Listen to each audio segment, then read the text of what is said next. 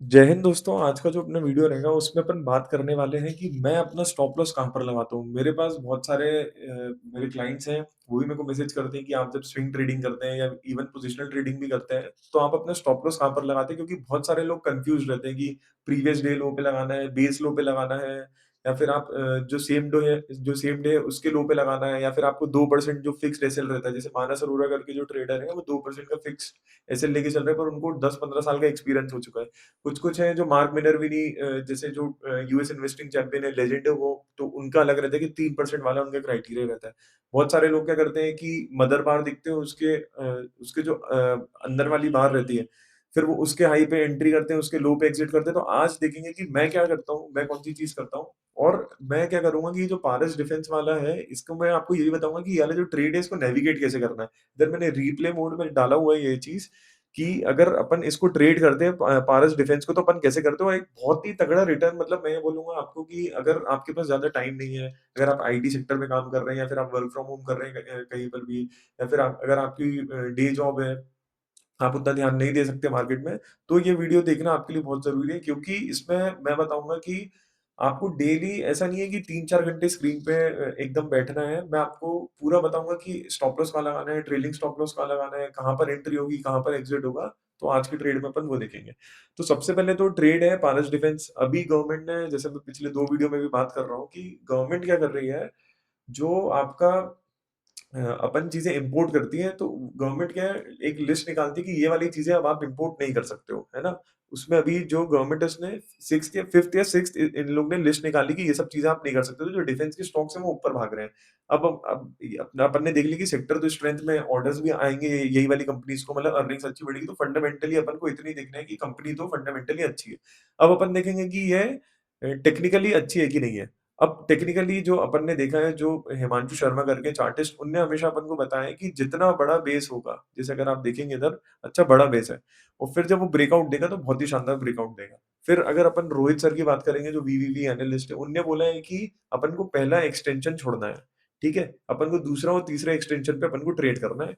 तो अब क्या अपन ने क्या किया कि बहुत बड़ा बेस था, फिर जो स्टॉक है उसने ब्रेकआउट दिया, ये पहला एक्सटेंशन हो गया। अब जो पहला एक्सटेंशन था उसमें अपन को रिटर्न कितना बना है? अपन को रिटर्न बना है 72% का मूव दिया है, बहुत ही शानदार मूव है। फिर क्या हुआ कि जो स्टॉक है वो थोड़ा साइडवेज़ कंसोलिडेशन में चला गया, जो मार्केट है वो भी अभी थोड़ा अच्छा नहीं चल रहा था, तो फिर जो स्टॉक है वो साइडवेज़ कंसोलिडेशन में चला गया। अब अपन को क्या करना है कि जो इसकी मार्किंग ऐसी होती है कि अब आप जो विक होती है, जितनी ज़्यादा विक टच हो पाए, है ना? उतना अपने लिए अच्छा रहता है। अब अपन को क्या देखना है कि साइडवेज़ कंसोलिडेशन में चला गया मतलब कप एंड हैंडल तो नहीं बोल पाऊँगा मतलब ये तो रिवर्स थोड़ा मेरे को दिख रहा है। पर ये कि स्टॉक अब अच्छे कंसोलिडेशन मोड में चले गए हैं। स्टॉक ने क्या किया थोड़ा-सा ऊपर गया और फिर इधर एक बहुत ही अच्छी एक कैंडल बनाई हुई है इसने। अब अपन देखेंगे कि एंट्री पॉइंट कहाँ पर होगा। ये हो गई मदर बार और इसके जो अंदर है इसको बोलते हैं इनसाइड बार। तो अपन को क्या करना है कि देखना है कि इसका कंसोलिडेशन कितना है ना? अगर अपन मदर बार का देखेंगे तो कितना आएगा वो आएगा 5% का आ रहा है। अब अपन जो उसके अंदर वाली बार है, अपन उस पे एंट्री प्लान करेंगे और अगर मैं होता तो मैं क्या करता इधर पे एंट्री प्लान करता हूँ, मेरा एसएल होता ये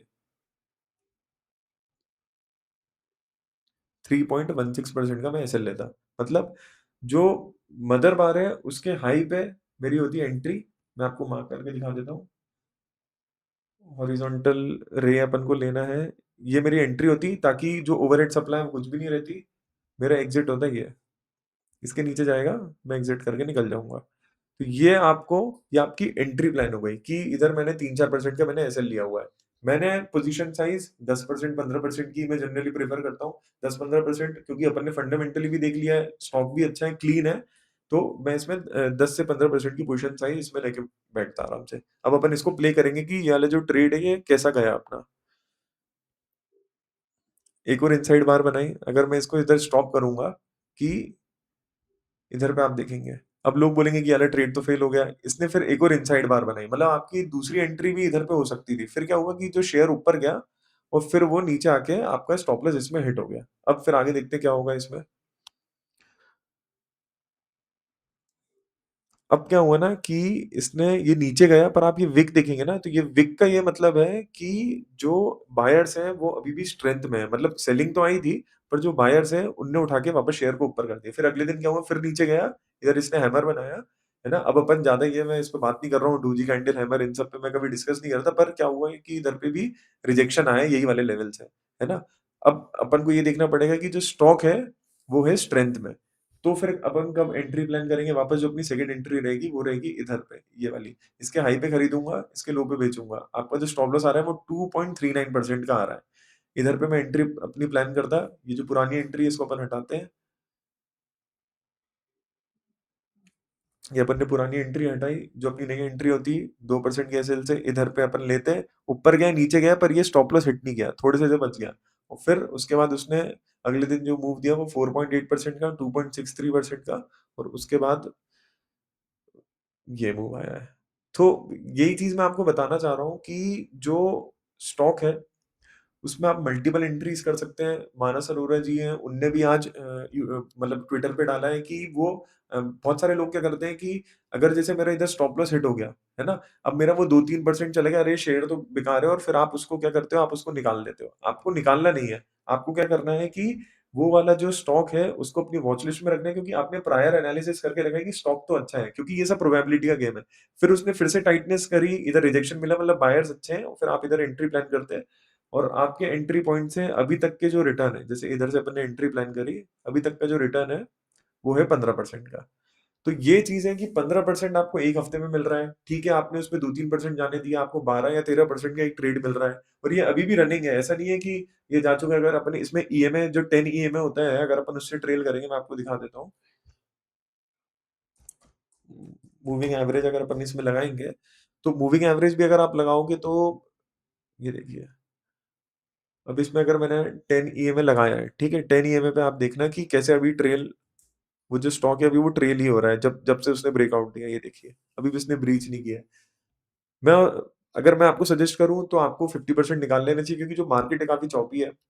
तो 50% आप निकाल लीजिए, 50% आप 10 ईएमए अगर क्लोजिंग में ब्रीच करेगा, तो आपको एग्ज़िट कर देना चाहिए। अगर आपको कोई भी डाउट हो इसमें, तो आप मुझसे कमेंट सेक्शन में पूछ सकते हैं। अगला वीडियो जो अपना रहेगा मार्केट एनालिसिस का, कल अपन छुट्टी रखेंगे सैटरडे को। अपन संडे को मैं आपके लिए लेके आऊँगा कि कौन-कौन से स्टॉक्स हैं, आपको अपने पोर्टफोलियो में रखने चाहिए, अपन उस पे बात करेंगे। और अगर कुछ भी डाउट हो, तो आप कमेंट सेक्शन में मुझसे पूछ सकते हैं। थैंक यू, जय हिंद।